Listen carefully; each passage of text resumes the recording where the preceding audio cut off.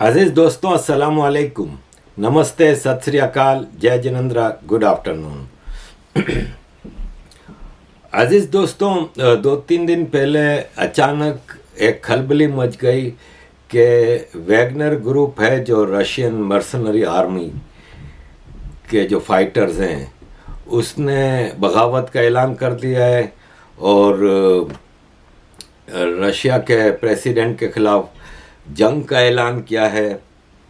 और उन्होंने कहा है कि उनके जो प्रेसिडेंट थे, चेयरमैन थे या चीफ थे जो वैगनर ग्रुप के, इवगेनी प्रिगोजिन, उन्होंने कहा कि हम बहुत जल्द रशिया में प्रेसिडेंट चेंज कर देंगे और रशिया में इंकलाब आ रहा है। और ये है कि हम मॉस्को की तरफ जा रहे हैं। अब आपको पता है कि वेस्टर्न मीडिया का जो प्रोपेगेंडा मशीन है वो बहुत ज़्यादा तेज़ी से चलती है।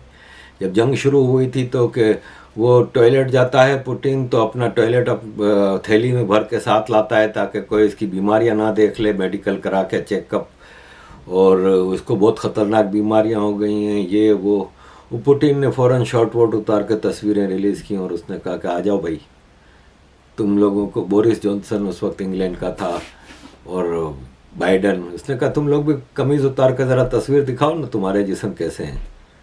तो प्रोपेगेंडा फ़ौरन शुरू हो गया कि वैगनर फोर्सेस हैं वो बस 450 किलोमीटर दूर रह गई हैं मॉस्को के और रशियन एयरफोर्स उन पर अटैक करने की कोशिश कर रही है।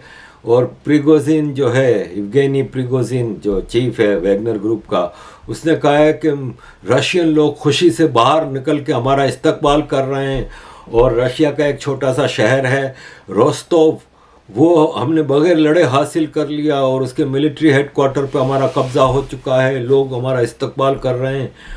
और वेस्टर्न मीडिया ने लिखा कि एक रशिया का जो प्रेसिडेंशियल प्लान है वो रशिया से बाहर जा चुका है और पता नहीं इसमें पुतिन है कि नहीं, यानी बताने का मकसद ये था कि पुतिन हार के भाग गया है। इंग्लैंड के मिलिट्री इंटेलिजेंस ने कहा है कि ये रशिया को सबसे बड़ा धचका लगा है अभी रिसेंट टाइम्स में। अब पहले मैं आपको बता दूं कि ये इवगेनी प्रिगोजिन जो कौन है, ये वैगनर ग्रुप क्या है। वैगनर ग्रुप एक प्राइवेट मिलिट्री ग्रुप है। ये मर्सनरीज का ग्रुप होता है। मर्सनरीज का मतलब ये होता है कि एक आदमी जिसका किसी से कोई मसला नहीं है, जैसे रशिया का तो यूक्रेन से मसला है तो रशिया की यूक्रेन से फौज लड़ रही है, लेकिन एक मर्सनरी होते हैं जिनका किसी से कोई झगड़ा नहीं होता, पैसे के लिए, अपने मफाद के लिए वो लड़ते हैं, तो किराए की भाड़े की फौज के लिए मर्सनरीज होते हैं। तो ये एक रशियन मर्सनरीज का ग्रुप है, फाइटर्स का, वैगनर ग्रुप के नाम से। वो समझ लें रशिया ने हायर किया हुआ है। उसका चीफ है ये इवगेनी प्रिगोजिन। ये यूक्रेन पे जब रशिया ने हमला किया तो ये यूक्रेन पे हमले में साथ साथ थे रशियन फौजीज के साथ, और यूक्रेन में इन्होंने काफ़ी एडवांसमेंट जाके की थी। बाद में जाके इस ग्रुप की रशियन मिलिट्री कमांडर से कुछ जगह चीज़ों पे डिसएग्रीमेंट हुआ जिसकी वजह से वो जंग से अलग हो गए थे। और उनका वो डिसएग्रीमेंट इस हद तक आगे बढ़ा कि अब वो, इसने कहा कि हम रशिया के उसके साथ जंग लड़ेंगे और पुतिन ने गलत किया है वगैरह वगैरह। रशिया में फ़ौरन सैटरडे को व्लादिमीर पुतिन ने प्रेस वो पब्लिक से टीवी पे आके एड्रेस किया और उसने कहा कि ये बागी हैं, ये हमारे देश के खिलाफ साजिश कर रहे हैं और इनका हम बाजा बजा देंगे और आप फिक्र नहीं करें, आखिरी चांस आपको देता हूं कि आप बेलारूस चले जाएं, बेलारूस के प्रेसिडेंट के साथ आप बातचीत करें। मैंने उनको इख्तियार दिया है बेलारूस के प्रेसिडेंट को कि वो आपसे बातचीत करें मेरी तरफ से। अगर आप मामले को ठंडा करना चाहते हैं तो आखिरी मौका है आपके पास। और इस तरह करके तो फिर ये देखें, कुछ हजार लोगों का ये एक ग्रुप है और रशियन आर्मी लाखों मिलियन तक जा चुकी। Atom bomb, tank, air force, drones, पता नहीं क्या कुछ है रशिया के पास। एक से एक मिसाइल है, और ये हज़ार कुछ हैं जो बगावत। तो ये फिर प्रेसिडेंट लुकाशेंको बेलारूस के जो हैं उनका और वैगनर प्राइवेट मिलिट्री ग्रुप के चीफ प्रिगोजिन के दरमियान एक काफ़ी पूरा दिन बातचीत हुई, और इसके बाद अनकंडीशनल विड्रॉ किया प्रिगोजिन ने, वैगनर ग्रुप ने, और उसने कहा नहीं, हम रशियन खून नहीं बहाना चाहते, दोनों तरफ रशियन फौजी मरेंगे, इसलिए हम रशियन खून नहीं बहाना चाहते, तो हम वापस जा रहे हैं और हम ये है कि विड्रॉ करते हैं। तो उन्होंने रोस्तोव सिटी भी छोड़ दिया, और वो जो according to western media 450 kilometre दूर रह गए थे, वहाँ से भी सब वापस भी हो गए और मामला ठंडा पड़ गया। ये एक टेम्पररी, एक मर्सनरीज का बगावत थी। तो देखें, इसको लोग इस तरह भी देखते हैं कि अमेरिका की वाइट हाउस की स्पोक्सपर्सन जो ब्रीफिंग देती हैं, उनमें उनसे सवाल हुआ कि खबर मिली है कि अमेरिका ने 6.2 billion dollar 6.2 billion dollar, Pakistan 1.1 billion dollar की किस्त के लिए IMF के आगे लेटा है।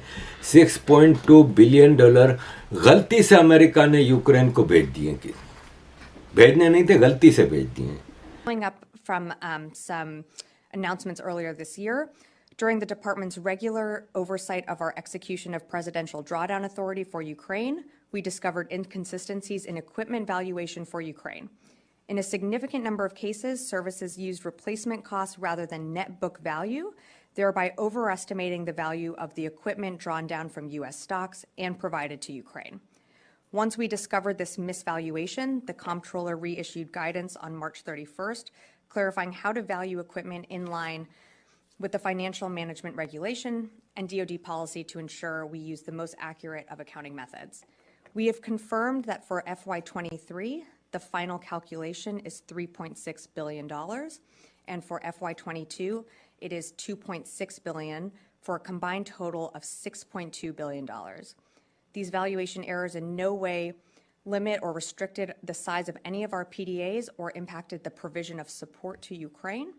And while the DoD retains the authority to utilize the recaptured PDA, this has no bearing on appropriated USAI or Ukraine PDA replenishment. तो कुछ लोग इसको भी जोड़ रहे हैं कि क्या वो इस ग्रुप को खरीदने के लिए क्या है, क्योंकि ये एक प्राइवेट मिलिट्री ग्रुप था ना, था तो रशियन, लेकिन इस वक्त तो गेम चल रही है, पूरा नेटो, पूरा अमेरिका इसमें लगा हुआ है। तो एक पॉसिबिलिटी है कि इसको बगावत पे डाला गया हो, लेकिन फिर इसने थोड़ा आगे जाके देखा ना कि पुतिन भाई साहब बहुत गुस्से में, और उसने तो फिर ख़त्म कर देना है हम लोगों को, तो शायद इस वजह से वो पीछे हट गए। तो ये एक गलती से जो 6.2 बिलियन डॉलर, अब मजाक है, गलती से चले गए। तो एनीवे, ये सारा सिलसिला है, वापस चले गए हैं ये भाई साहब, और ये आए तो बड़े ज़ेलेंस्की बन के आए थे, ये भी ज़ेलेंस्की बनने के चक्कर में थे, लेकिन फिर अक्लमंदी का मुजाहरा किया और पीछे हट गए। ज़ेलेंस्की ने तो अपने देश का सत्यानाश कर दिया है। देखें अजीज़ दोस्तों, एक अफ्रीकन डेलीगेशन अभी गया था रशिया, ये जंग ख़त्म कराने के लिए। उसमें साउथ अफ्रीका के प्रेसिडेंट भी थे। साउथ अफ्रीका के लिए ये बड़ा मशहूर है कि ये पुतिन के काफ़ी करीब हैं, दोस्त हैं रशिया से। और अभी अमेरिकन एक है NGO आवाज़ करके एक्टिविस्ट ग्रुप है, इसने सेंचुरियन साउथ अफ्रीका में ये बोर्ड लगाया था कि अगस्त में अगर पुतिन ब्रिक्स की कॉन्फ्रेंस के लिए आते हैं तो इसको गिरफ्तार करें। तो खैर, साउथ अफ्रीका के प्रेसिडेंट अफ्रीकन मुल्कों के डेलीगेशन के साथ मॉस्को गए थे। वहाँ व्लादिमीर पुतिन से मीटिंग हुई। वहाँ व्लादिमीर पुतिन ने एक ज़बरदस्त पोल खोली एक तरह से। वो ये कि उसने कहा कि 2022 में बाहर के महीने में यानी स्प्रिंग में 2022 में हमारा तुर्की के शहर इस्तांबुल में यूक्रेन के साथ एक एग्रीमेंट हुआ था और उसमें तो यूक्रेन का डेलीगेशन था और रशिया का डेलीगेशन था और वो एक एग्रीमेंट साइन हुआ था जिसमें ये तय किया गया था कि जंग नहीं करेंगे और यूक्रेन पीछे हट जाएगा नेटो की मेंबरशिप के डिमांड से और हमें मिलजुल के आगे मामलात को चलाना है। वो एग्रीमेंट पे एग्री हो गए थे दोनों, यूक्रेन और रशिया। ये पुतिन ने डॉक्यूमेंट इस कॉन्फ्रेंस में दिखाया जिसमें अफ्रीकन डेलीगेशन आया था और उसने कहा कि पूरा एग्रीमेंट कंफर्म हो गया था, लेकिन उसी शाम को बोरिस जॉनसन स्पेशली अमेरिका के कहने पे, बाइडेन के कहने पे फौरन उसी शाम को कीव पहुंचे यूक्रेन के कैपिटल और ज़ेलेंस्की से मिले और उसको बोला कि खबरदार है जो तुमने ये एग्रीमेंट साइन किया, तुम जंग लड़ो और रशिया से मुकाबला करो, एग्रीमेंट क्यों कर रहे हो, तुम बुज़दिल हो और हम तुम्हें वार्न कर रहे हैं कि तुम ये एग्रीमेंट नहीं कर सकते। ये बोरिस जॉनसन ने कहा था। तो फिर ज़ेलेंस्की ने उस एग्रीमेंट से पीछे हटा। उसी एग्रीमेंट के तहत कीव शहर में रशियन आर्मी पहुंच गई थी, लेकिन जब दोनों पार्टियों ने एग्री कर लिया था तो पुतिन ने अपनी आर्मी से कहा कि आप वापस आ जाएं कीव से। तो ये कीव से जैसे ही वापस आए तो यूक्रेन ने बोरिस जॉनसन के कहने पे एग्रीमेंट कैंसिल कर दिया और खुशियां मनाई कि हमने रशियन आर्मी को भगा दिया कीव से। तो फिर पुतिन ने कहा कि मुझे शौक लगा कि ये तो टोटली बिट्रेयल है। तो ये है कि एग्रीमेंट इनका अप्रैल में 2022 में हो चुका था जंग से पहले, लेकिन ये नेटो ने जंग शुरू कराई और उसमें बोरिस जॉनसन यानी इंग्लैंड और अमेरिका बढ़ चढ़ के आगे बढ़े थे। जंग क्यों शुरू करनी पड़ी? वो इसलिए कि नेटो है ना, वो सेकेंड वर्ल्ड वॉर के हिसाब किताब का एक अलायंस था जिसको कि मेनली सोवियत यूनियन के इन्फ्लुएंस को रोकने के लिए कि वो ईस्ट यूरोप में अपना इन्फ्लुएंस ना बढ़ा दे, उसको रोकने के लिए इन्होंने नेटो को स्ट्रॉन्ग किया। ख़त्म हो गया सोवियत यूनियन, ईस्ट यूरोप पूरा यूरोपियन यूनियन में आ गया, नेटो में आ गया, सेंट्रल एशियन रिपब्लिक सारे आज़ाद हो गई सोवियत यूनियन से। Uzbekistan, Tajikistan, Kyrgyzstan, Ukraine, Azerbaijan, Latvia, Lithuania, Estonia जितनी थी सब आज़ाद हो गई। अब नेटो की क्या ज़रूरत है भाई? कोई बड़ा दुनिया में वो नहीं था, एक ही पावर थी नेटो। लेकिन अब नेटो की ज़रूरत इसलिए थी कि अमेरिका का वार यूएस मिलिट्री इंडस्ट्रियल कॉम्प्लेक्स को चलाना था,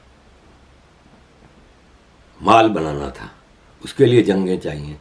तो नेटो अकेला था पूरी दुनिया में, दंदनाता फिरता था, कभी अफगानिस्तान जा रहा है, कभी इराक जा रहा है, कभी सोमालिया जा रहा है, लीबिया जा रहा है, सीरिया जा रहा है, यमन जा रहा है, सूडान जा रहा है, जहां मर्जी आई दे मार। 4.5 साउथ अमेरिका में कई जगहों पे अटैक किए।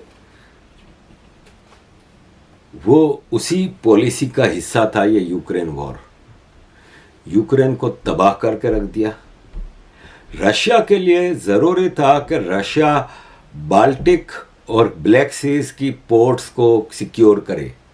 और रशिया की सर्वाइवल का मसला था, वरना इन्होंने जिस तरह सोवियत यूनियन के टुकड़े किए थे इस तरह रशिया के भी टुकड़े करने थे, और रशिया टुकड़े होना नहीं चाहता था। ब्लैक सी में रशिया की पावर 1783 से चल रही है और यूक्रेन खिलौना बन गया नेटो के हाथों में। अगर ज़ेलेंस्की स्मार्ट होता, जो कि वो है नहीं, कॉमेडियन है ना, जहनी ज्ञान या लेवल कैलिबर इतना है नहीं, तो वो फौरन रशिया से दोस्ती करता। जैसे पाकिस्तान अगर स्मार्ट होता, समझदार होते, इंसान के बच्चे होते, तो अपने पड़ोस में अपने बाप भारत से दोस्ती रखते, शराफत से छोटा भाई बनकर रहते, तो आज बहुत प्रोस्पेरस होते। वही यूक्रेन का था। पंगा किससे ले रहा है? रशिया से। यूक्रेन की अपनी पॉपुलेशन में कितनी बड़ी रशियन पॉपुलेशन है। इनका डीएनए आगे जाके बहुत सेम है, लेकिन उसने नेटो के साथ दोस्तियां बढ़ाई और नतीजा ये निकला कि इसने अपने मुल्क को बर्बाद कर दिया। अब यह है कि हालांकि आप देखें, ये ऑस्ट्रेलियन प्रोफेसर की बात सुने ज़रा। अब आप मुझे ये बताएं कि रशिया कई चीज़ों में वेस्ट से बहुत अलग है और आई विल से पॉलिसीज़ में मच बेटर है। अगर आप जंग में देखें तो देखें 1 2 3 4 5 6 7 8 9 10 11 12 13 14 15 16 17 18 19 20 21 22 23 कंट्रीज़ हैं जो यूक्रेन के पीछे सप्लाई कर रहे हैं, जंग के लिए उसको आगे बढ़ा रहे हैं, और वो रशिया अकेला इनका मुकाबला कर रहा है। 23 कंट्रीज़ रशिया को, यूक्रेन को रशिया से भिड़ाने में लगे हुए हैं 24 घंटे। रशिया ने इनका बाजा बजाया हुआ है। फ्रेंच टीवी का एक रिपोर्टर है, उसको रशियन आर्मी ने अपने ट्रूप्स के साथ जाके दिखाया कि पोजीशन क्या है, तो उन्होंने बताया, पर उसने फ्रेंच टीवी पे रिपोर्ट चला दी जिससे यूक्रेनियन फौज का बिल्कुल मोराल डाउन हो गया। उसने बताया कि रशियन आर्मी ऑफेंसिव के लिए तैयार है।